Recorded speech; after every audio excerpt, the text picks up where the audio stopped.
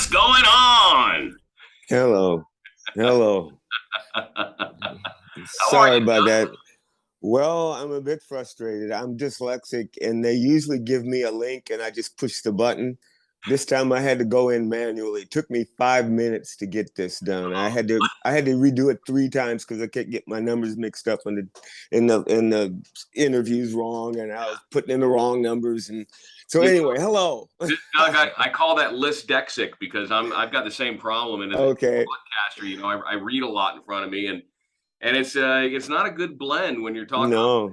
and then you have this dyslexia, lysdexia that comes into play. Man, so great to see you. It's been a long time since we've been able to catch up, and I'm sure you don't recall, but it's been a long time. Uh, Hello. Three sides of one. First of all, congratulations on the new record. Thank you. Thank you. You started working on this thing like what, 12 years ago or so? What took so long? 14 years of not making a record. Well, 10 or maybe 11. I don't know. Yeah. We started making this record about a year before the pandemic. Well, Okay. not a year. No, I'm sorry, a month before the pandemic. Okay. So we finished the album and then the pandemic happened. So we had to, take the time off.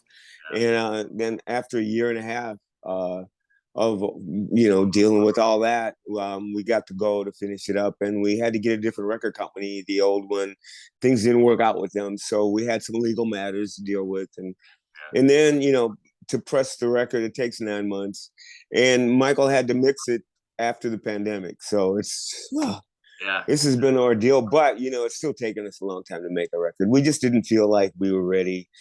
We didn't have anything collectively to offer as a King's X offering. We all did side projects and solo stuff and all kinds of stuff like that, which was fun. But just the overall thing about King's X, we just felt like we got to give people something that we really put our heart into. We can't just shit out a record.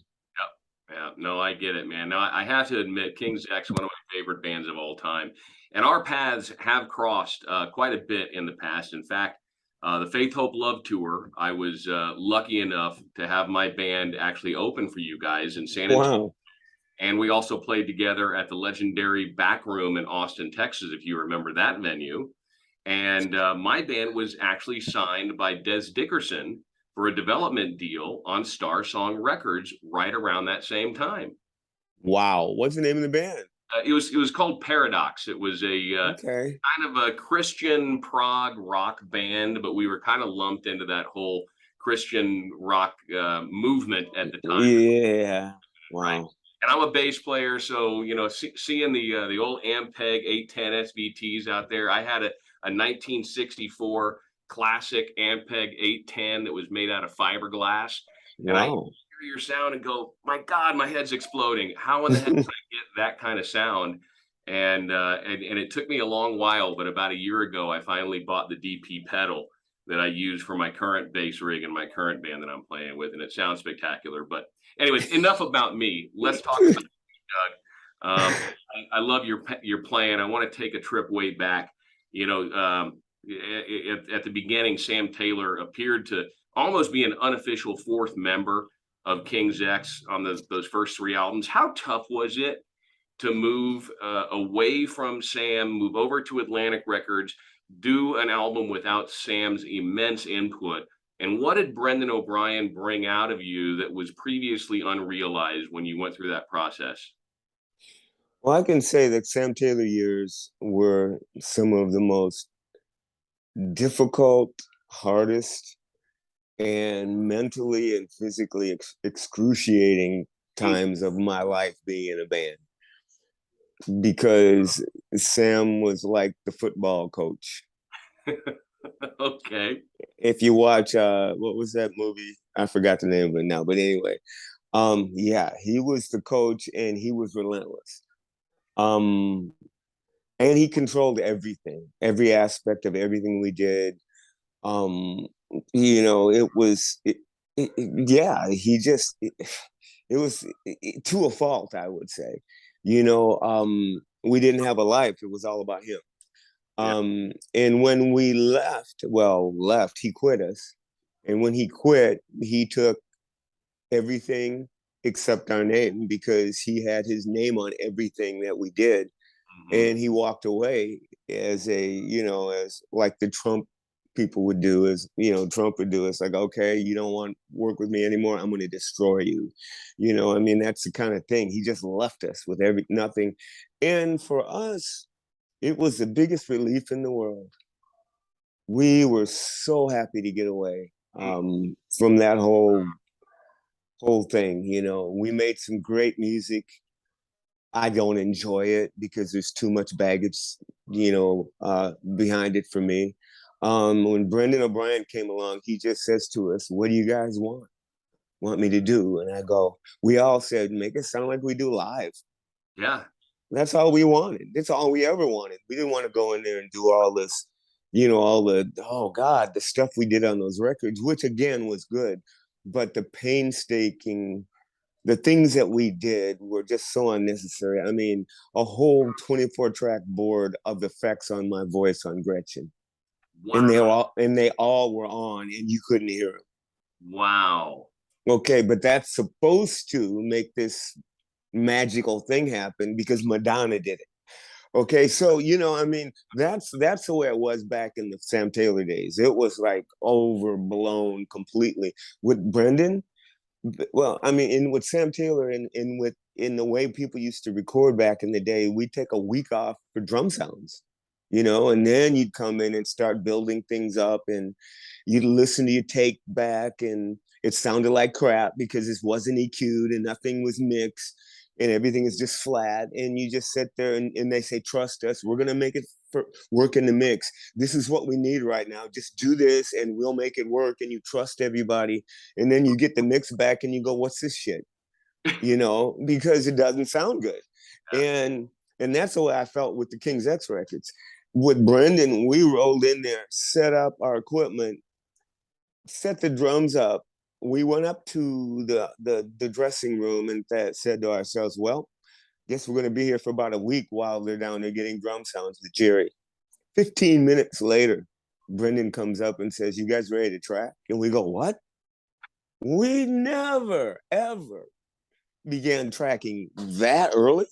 And so Ty looks up and rolls his eyes and goes, "Yeah, we'll see what this sounds like." Because we have no, we were so jaded from dealing with Sam that we just weren't open to anybody anyway. Yeah. But I loved what Brendan had done and is the sound that he was creating. So we went downstairs and we played Dogman, and we went back into the studio to listen. It sounds almost just like the record. No kidding. And when we looked at each other, we went, "Why couldn't we?" What? We freaked out and we made that whole record. And I remember I would take cassettes of the tracks to the hotel room where we were staying, and I had a ghetto blaster. And I would put on Black the Sky and those songs just with no vocals and just sit there and go, "I can't wait till people hear this. This is brutal." I mean, me and Jerry both were just sitting there with their jaws on the ground going, "I can't wait." It was so exciting to put that record out because for me, that's what King's X sounded like live. Okay. Yeah. No, I And totally hear that for sure. yeah, and the other records, they were very well produced, and I mean, Gretchen got a #1 Sonic uh, record of the year on CD in CD Player Magazine. There was just, I mean, we got lots of good response. So I'm not gonna take away and say, "Oh, if Brendan had produced the first 4 records, it would have been like this." But it's just a part of our history and the music that we made. So yeah, so that's what happened. It's interesting you mention all of that because Sam started working with Galactic Cowboys and being from San Antonio, a San Antonio kid. When I first heard Galactic Cowboys, I went, "The hell is this? This is like nothing to take away from the Galactic Cowboys. Totally, fantastic players and whatnot. But this is like a poor man's King's X. It's like he just took the sound model and put it into this other band." And yeah, anyways. Yeah, And well, see, we were trying to we were trying to get a little Seattle scene going down there before there was Seattle. We knew that you could corner the market if you get a bunch of bands from one camp. That's what I thought, and that was my dream also. And all the guys in Black Cowboys were friends of mine. Yeah. They are all friends of mine. I have spent lots of time with them individually, and most of them, well, none of them. Oh, Ben lived in town, but the rest of them moved from Springfield to Houston because when King's X moved, we got a record deal. So they came down a year later.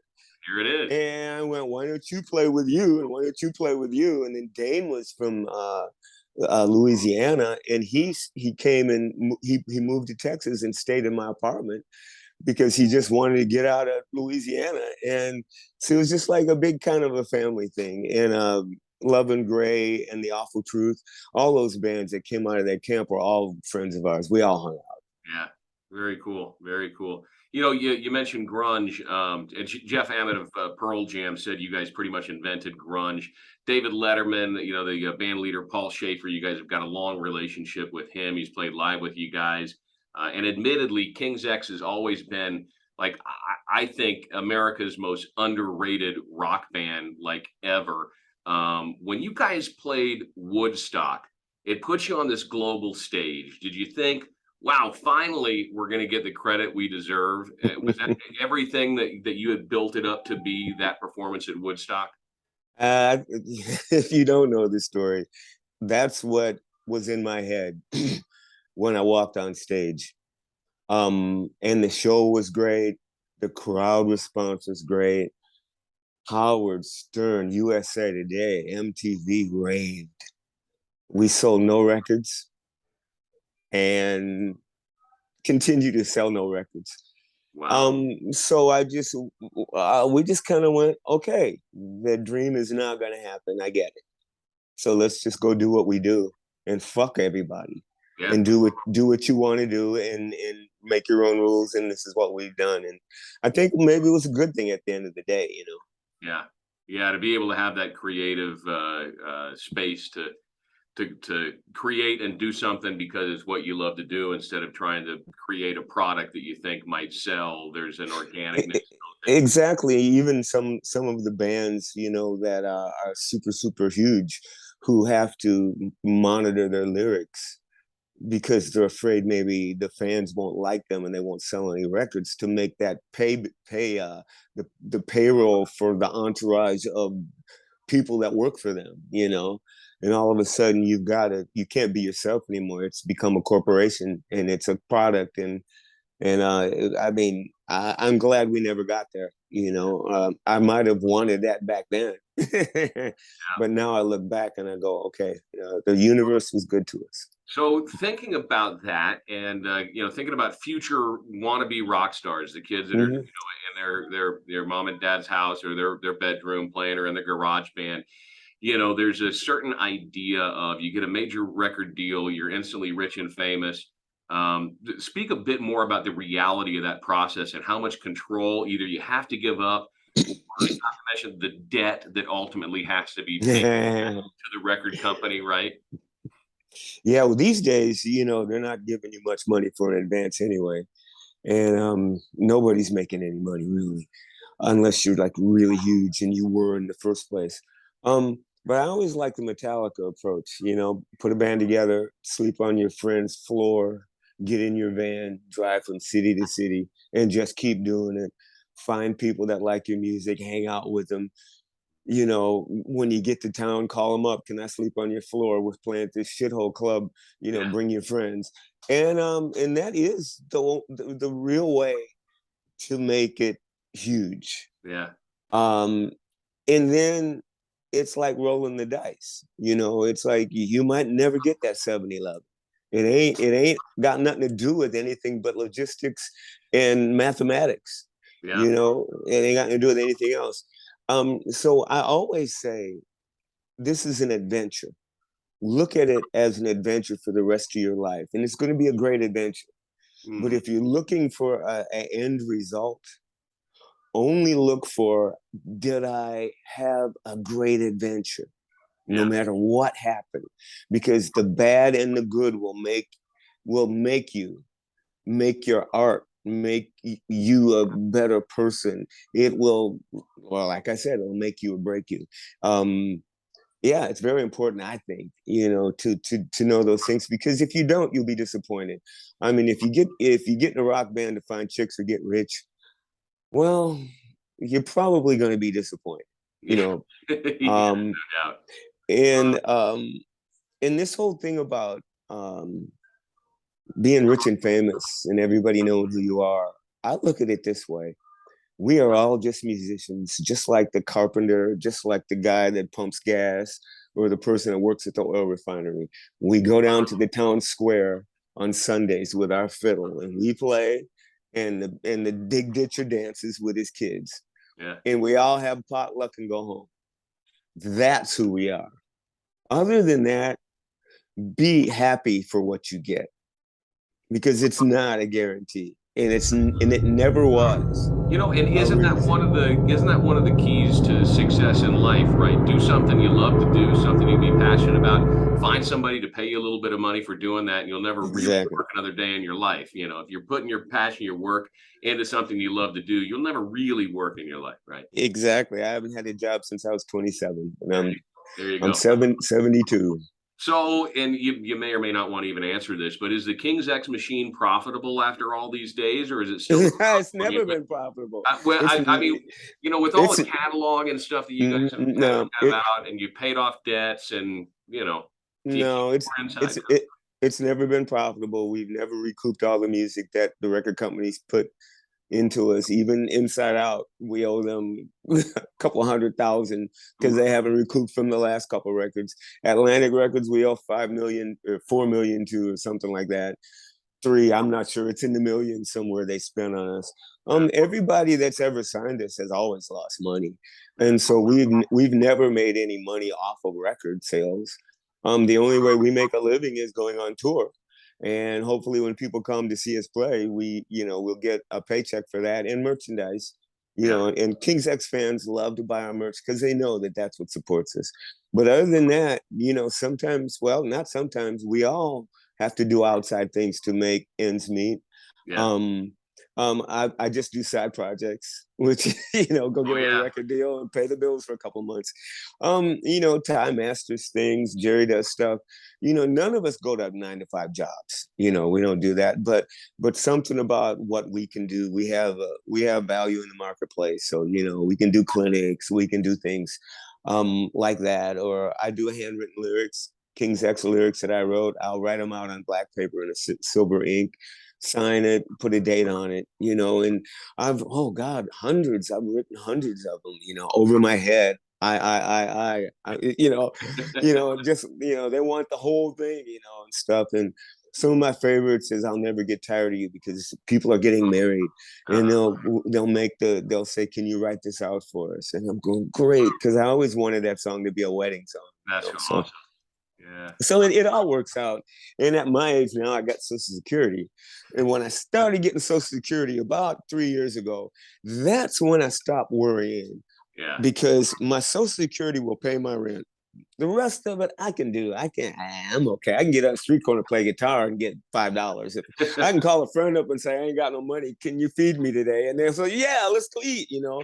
But paying your rent, that's the thing. Is like, you want your rent to be paid. You don't want to depend Yeah. on other people. You want to be self-sufficient. And also, I have the dUg pedal, and I have a signature bass and a 12-string bass, and people buy them. Yeah. And so every now and then I get that 6-month check, which helps. So Yeah. it's all good. Man, I want the 12-string bass. I so want the 12-string bass. They're You tough got to to get find. one. Yeah, I've been looking, but number one, they're tough to find, especially No, no, no. the Hamer 12 strings. And then Okay, they're here. like, I see them, they're like $3,800 or something. Crazy. Yeah, yes. Where's my 12-string? I have Schecter Okay. made me a 12-string, and they're Love selling Schecter. them. They're Yeah. selling them. Schecter is not real expensive, Okay. and I love my bass. And if you've seen pictures of me with my 12-string, that's it. I had the 12-string. It's got the Les Paul like body, Mm-hmm. and it says Yamaha on it, because the guy that made it back in the day moved to Schecter and worked for Schecter, and But 20 years later, I call him up and I go, dude, can you make me a 12 string? And I said, you made it for me at Schecter. And he pulled out the schematics and made me one at Schecter. And then they said, well, let's just put them up for sale. So you can get a 12 string with dUg on the inlay, dUg. Okay. I'll take a look for that. Absolutely. Please do. Yeah. You're gonna love it. Thanks, you will. man. You will love it. For sure. For sure. You know, you've played with some really incredible players over the years. I'm curious, you know, doing some of your solo stuff and playing with other musicians. Did you do this because the other guys in King's X were preoccupied, or did you do this because you didn't feel what some of these songs that you were writing on your own fit the King's X mold or sound, or just convenience, or none of that, or all of that, or what? I think it was none of that. Since I was 18, I've been writing songs. Right. And when I found a 2-track, I wrote on this 2-track. When I found a 4-track, you know, later on as life goes on, until I got my little 6-track.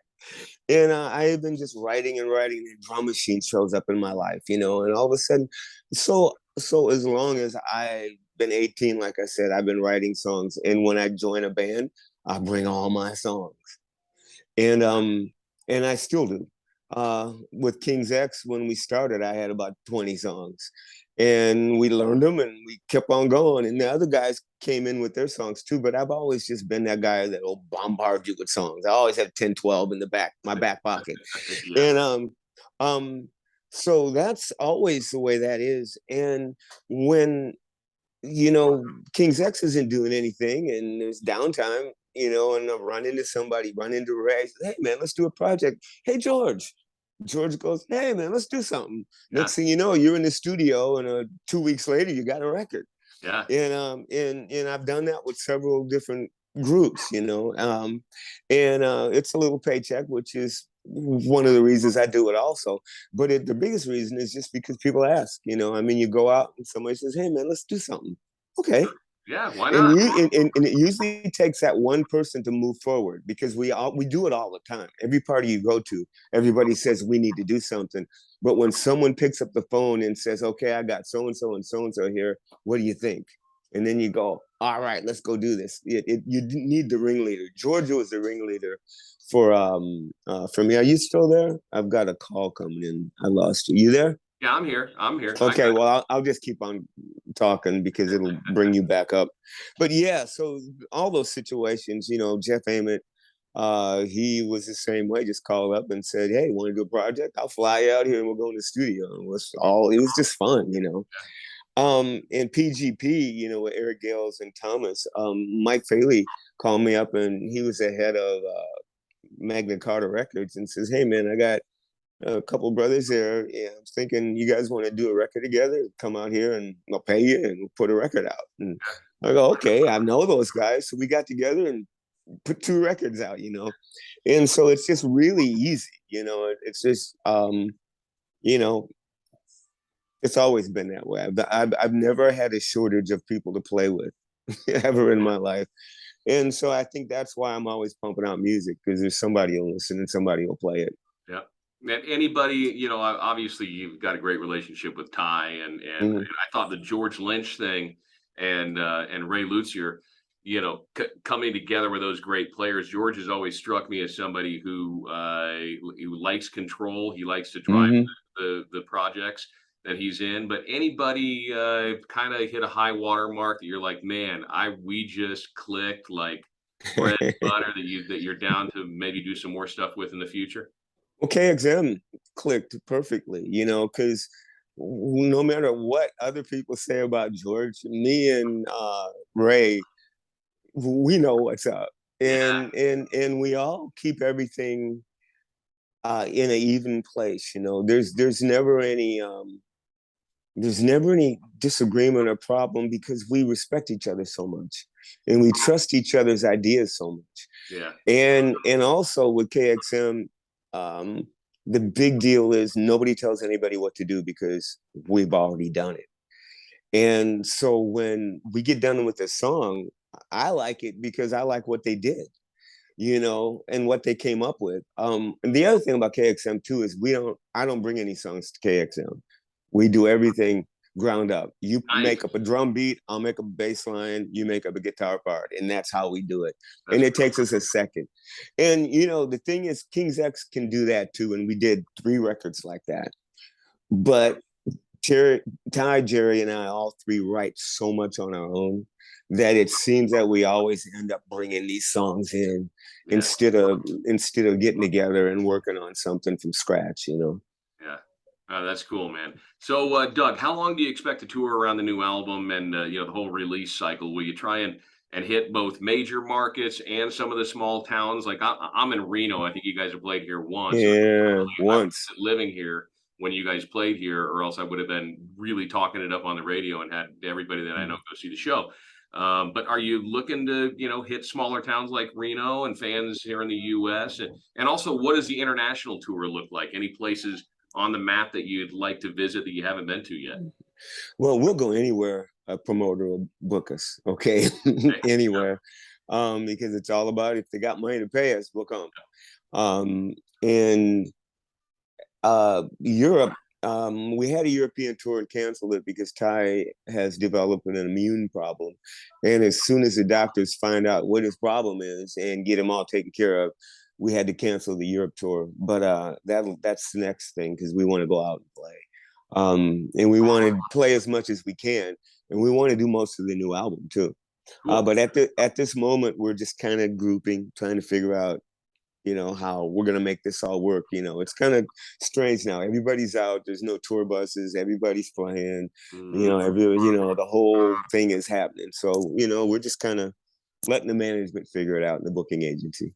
Yeah. Well, good, man. I hope your trek takes you back out west here. The last time that I actually saw you was at Slim's in San Francisco, and we just went out there. It was a great show. The new album, 3 Sides of One. It's available September the 2nd.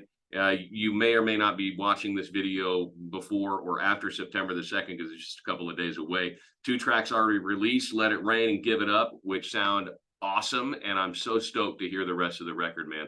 Doug, thanks so much for taking the time, brother. I've got you on Facebook, and I've tried to reach out to you, but I don't know if you manage your Facebook or if it's somebody else. I was going to send you some songs that I've written at home that I'm like, this kind of sounds like a Doug song.